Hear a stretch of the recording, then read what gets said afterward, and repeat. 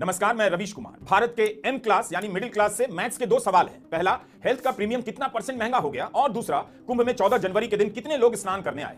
मैं गणित में कमजोर हूं, फिर भी मीडिया रिपोर्ट में एक दिन में 3.5 करोड़ लोगों के स्नान करने की खबर से चकित हूं और चकरा भी गया हूं कि एक दिन में 3.5 करोड़ लोग कैसे आ गए।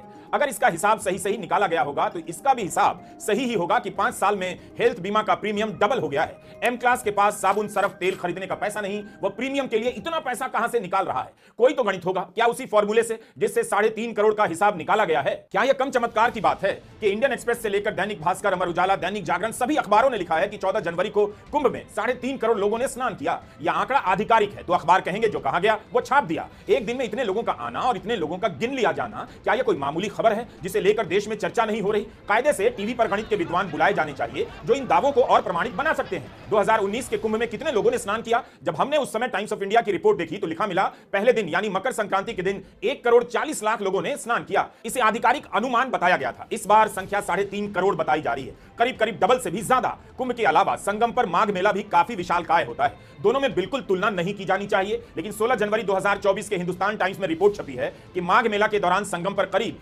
21 लाख लोग स्नान करने आए थे। ट्विटर नामक चर्चा प्रदेश में एक जनाब ने लिखा है मुंबई की आबादी 2.5 करोड़ है। आखिर किस तरह से इतनी बड़ी आबादी प्रयागराज पहुंच गई और स्नान करने के बाद लौट भी गई। लेकिन भारत का मिडिल क्लास एम इन बातों की परवाह नहीं करता कि 3.5 करोड़ की संख्या किस आधार पर निकाली गई, मगर इसकी परवाह तो करता ही होगा कि हेल्थ बीमा का प्रीमियम इस बार कहां से निकालना पड़ेगा। कई लोग इस दावे को चुनौती दे रहे हैं। महाकुंभ प्रयागराज में हो रहा है और इसमें कल मकर संक्रांति के दिन 3.5 करोड़ लोगों के द्वारा डुबकी लगाने का, स्नान करने का दावा किया है। ये बात मेरे समझ से परे है। 5000 हेक्टेयर का कुल क्षेत्र है, 12 किलोमीटर लंबा स्नान क्षेत्र है, अगर दोनों तरफ भी जोड़े तो 24 किलोमीटर, और 3.5 करोड़। आप समझ रहे हैं कितनी बड़ी संख्या है। एक ट्रेन में अगर 2000 लोग भी अगर प्रयागराज पहुंच रहे हैं तो 1 करोड़ लोगों को प्रयागराज पहुंचने के लिए आप समझ रहे हैं कितनी ट्रेनें लगेंगी। 5000 ट्रेनें, 50 लोग अगर एक बस में आएंगे तो 2 लाख बसें लगेंगी 1 करोड़ के लिए। 10 लोग अगर एक एसयूवी में आएंगे तो 10 लाख एसयूवी गाड़ियां लगेंगी। 3.5 करोड़ लोगों का दिन में आना, वहां रुकना, खाना, स्नान करना, पूजा करना और चले जाना, ये किसी भी तरह संभव नहीं लगता। उस क्षेत्र में अखाड़े भी हैं, उस क्षेत्र में रास्ते हैं, लोग चल रहे हैं। उस क्षेत्र में अगर लोग खड़े भी होने लगेंगे तो इतनी बड़ी संख्या कैसे होगी। तो मेरा तो निवेदन है कि महाकुंभ ये सच है कि सबसे बड़ा आयोजन है, भव्य आयोजन है, इतनी बड़ी गैदरिंग शायद कभी नहीं हुई होगी, लेकिन उसे संख्या के आंकड़ों में मत बांधिए।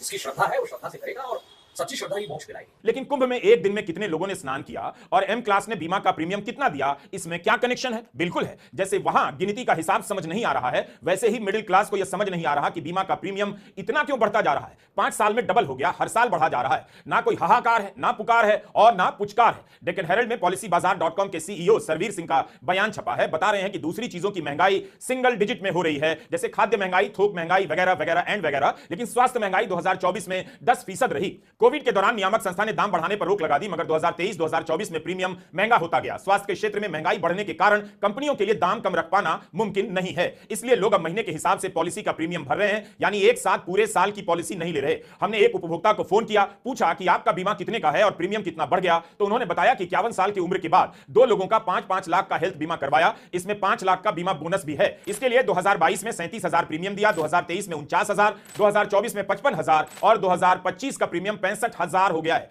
कम उम्र में अगर आप 5 लाख का बीमा लेते हैं तो साल का प्रीमियम करीब 6,000 के आसपास होना चाहिए। लेकिन अगर वही प्लान आप 60 साल के माता पिता के लिए ले रहे हैं और उन्हें 1 या 2 बीमारियां हैं तो 5 लाख के मेडिकल बीमा का प्रीमियम 65,000 से भी अधिक हो जाता है। एक साल में 65,000 का प्रीमियम, बीमा के नाम से ही आदमी बीमार पड़ जाए। प्रीमियम तो बढ़ ही रहा है, प्रीमियम के साथ साथ जीएसटी भी तूफानी रफ्तार से बढ़ती जा रही है। हमने जिस सज्जन के प्रीमियम का हिसाब अभी दिया, उन्हीं ने बताया कि 2022 में 5,600 जीएसटी लगी, 2024 में जीएसटी 9,700 रुपए की हो गई। 2 साल के भीतर बीमा के एक प्रीमियम पर जीएसटी बढ़कर 4100 रुपए हो गई। 4100 रुपए की वृद्धि हो गई।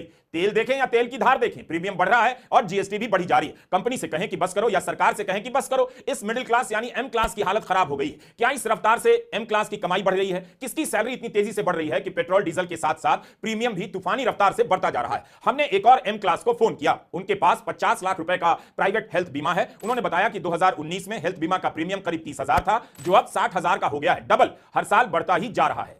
क्या आप जानते हैं कि हमने मिडिल क्लास को एम क्लास क्यों कहा? दिन रात भारत की राजनीति में मुसलमानों के खिलाफ माहौल बनाकर राजनीति हो रही है। मीडिया उन्हें एम फैक्टर लिखने लगा है, लेकिन असली एम फैक्टर तो वह मिडिल क्लास है जो इस राजनीति में शामिल होकर ताली बजा रहा है और सबसे ज्यादा नुकसान उसका हो रहा है। इसका जवाब तो यही मिडिल क्लास दे सकता है कि आपको इस राजनीति से क्या मिला, आप चुप क्यों हैं, एम से म्यूट पर क्यों चले गए, आपके एम यानी मोदी क्यों नहीं बोल रहे हैं इस पर। तो फॉर्मूला बना कि एम क्लास परेशान है, उसके नेता एम से म्यूट हो गए हैं, बोल नहीं रहे हैं। 2024 के नतीजों के बाद विपक्ष ने हेल्थ प्रीमियम पर जीएसटी घटाने की बात की, खबरें छपी मगर जीएसटी नहीं घटाई गई। अलग अलग मीडिया रिपोर्ट से जानकारी मिलती है कि चीन में हेल्थ बीमा पर 6% जीएसटी है, लेकिन भारत में 18%। Belgium, France, Greece, Germany, Spain, Italy, Japan में बीमा पर वैट या जीएसटी नहीं लगती है। दिसंबर 2024 में मदुरै में बीमा एजेंटों ने मांग की थी जीवन और स्वास्थ्य बीमा पर जीएसटी कम हो। उन्होंने बाकायदा प्रदर्शन किया और कहा 18% की जीएसटी या तो कम की जाए या खत्म कर दी जाए, क्योंकि यह बीमा योजना के मूल लक्ष्य के ही खिलाफ जाती है। तो बीमा एजेंट प्रदर्शन कर रहे हैं और मिडिल क्लास क्या कर रहा है? क्या भारत के मिडिल क्लास के पास बहुत पैसा है?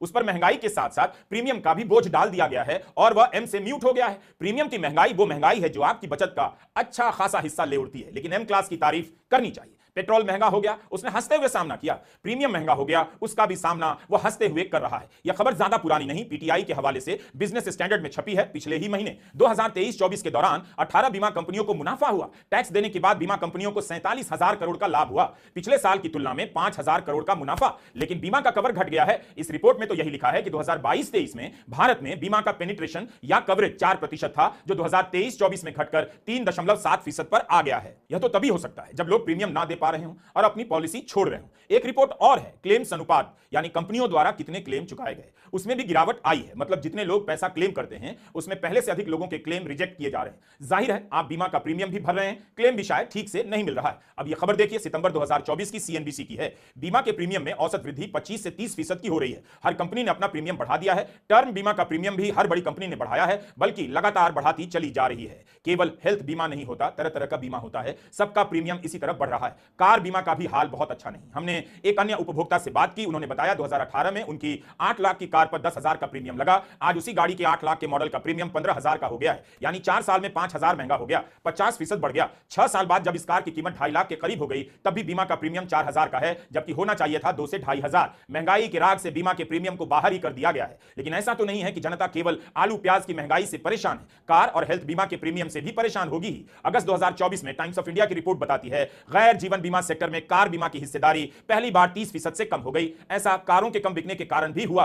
बीमा अस्पताल नहीं है, यह भी क्लियर हो जाना चाहिए कि बीमा कवर हो जाने से स्वास्थ्य सुविधाएं बेहतर नहीं हो जाती। लोग बीमा कार्ड लेकर भी 1,000-2,000 किलोमीटर की यात्रा तय कर दिल्ली, बेंगलुरु, मुंबई, वेल्लोर भाग रहे हैं। भारत में 30% आबादी के पास बीमा नहीं। अक्टूबर 2021 में नीति आयोग ने कहा था कि 40 करोड़ लोगों के पास स्वास्थ्य बीमा नहीं है, तो 30% आबादी हो गई। 95% भारतीयों के पास प्राकृतिक आपदा से उबरने के लिए बीमा नहीं। आप कितना प्रीमियम झेल सकते हैं? मोदी सरकार ने आयुष्मान बीमा लॉन्च किया। इससे जुड़ी एक और खबर मिली है जो बताना चाहता हूं। 2024 में स्क्रॉल न्यूज वेबसाइट पर तबस्सुम बड़नगरवाला की एक रिपोर्ट आई कि प्रधानमंत्री जन आरोग्य योजना के तहत गुजरात के कई प्राइवेट अस्पताल कर्जे में चले गए हैं। राज्य सरकार ने उनके पैसे नहीं चुकाए तो 300 अस्पतालों ने एक संगठन बनाया ताकि बीमा राशि चुकाने के लिए दबाव बना सकें।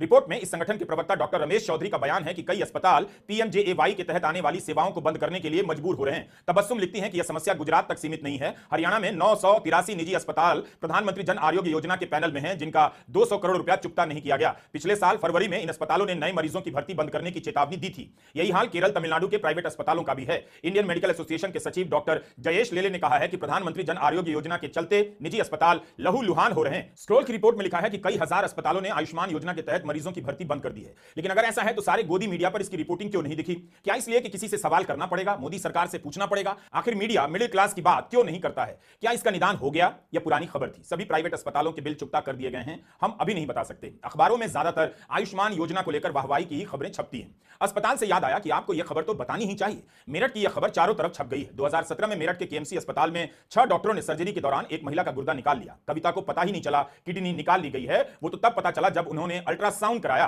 तब एक किडनी गायब मिली। अब इसकी शिकायत जिस कविता देवी ने की, उनके घर गुंडे पहुंच गए। मतलब कविता देवी की किडनी निकाल ली गई बिना जानकारी के, और पुलिस में शिकायत करने पर गुंडे पहुंच गए। पुलिस में 6 महीने तक शिकायत दर्ज कराने के बाद कोई कार्रवाई नहीं हुई। तब कविता देवी अदालत चली गई। अब जाकर 7 लोगों के खिलाफ एफआईआर हुई है। इनमें 6 डॉक्टर भी हैं। पहले अस्पताल जाइए, फिर कोई किडनी निकाल लेगा, फिर थाने जाइए, फिर घर गुंडे आ जाएंगे, फिर अदालत जाइए तो फिर एफआईआर होगी। यह है आज के आम आदमी की हालत। डॉक्टर गुंडे भेज दे रहा है, लेकिन पॉजिटिव यह है कि गुंडे होशियार हो गए, वो डॉक्टरों के संपर्क में रहते हैं ताकि उनका इलाज तो फ्री में हो जाए बिना किसी प्रीमियम के। आपके संतोष के लिए बता दूं, यह पहले भी होता था, आज भी होता है। इस बीच सौरभ शर्मा का पता नहीं चल रहा। सौरभ शर्मा मध्य प्रदेश के आरटीओ विभाग में सिपाही। सौरभ शर्मा ने सिपाही के पद को कितना उत्पादक बना दिया, इस पर आरोप लगे हैं कि इसने अवैध रूप से 800 करोड़ रुपए तक की संपत्ति जुटा ली है। अमर उजाला ने लिखा है, जाहिर है सौरभ शर्मा को बीमा प्रीमियम को लेकर कभी टेंशन नहीं होगा। 50 लाख का सोना उसके ठिकानों से मिला है, ऐसा अखबारों ने लिखा है। 23 करोड़ नकदी जब्त हुई है, अभी तक पुलिस गिरफ्तार नहीं कर पाई और गोदी मीडिया में इसे लेकर घनघोर कवरेज नदारद है। कांग्रेस के प्रदेश अध्यक्ष जीतू पटवारी ने कहा है कि सौरभ शर्मा को जान का खतरा हो सकता है, जल्द से जल्द गिरफ्तार किया जाना चाहिए। जिस डायरी में सौरभ शर्मा अपना हिसाब रखता था वो डायरी गायब है और उनके वकील ने भी कहा है कि सौरभ का फर्जी एनकाउंटर हो सकता है। आप सोच रहे होंगे कि हमने बीमा प्रीमियम की बात शुरू की थी और कुंभ से लेकर अस्पताल की हालत और महान सिपाही सौरभ शर्मा की बात को क्यों शामिल कर लिया। इन सबका आपस में एक संबंध तो है, इन सब की कहानी गोदी मीडिया गायब कर देता है, इन्हें लेकर कोई सवाल नहीं करता। तो हमने सोचा मिडिल क्लास की रेलगाड़ी में तरह तरह के डिब्बे जोड़ देते हैं ताकि उसे आज का भारत दिख जाए। कुंभ की बात हमने शुरू में भी की, इसलिए भी की कि यह बड़ा शानदार समागम है जो सदियों से चला आ रहा है। पूरे भारत से लोग यहां आते हैं। अगर कोई पत्रकार कुंभ में स्नान करने आए 100 लोगों से ही पूछ ले कि आपके पास बीमा का कवर है, क्या आप बीमा का प्रीमियम देते हैं, क्या आप प्रीमियम से परेशान हैं, तो कितना कुछ जानने को वही मिल जाता।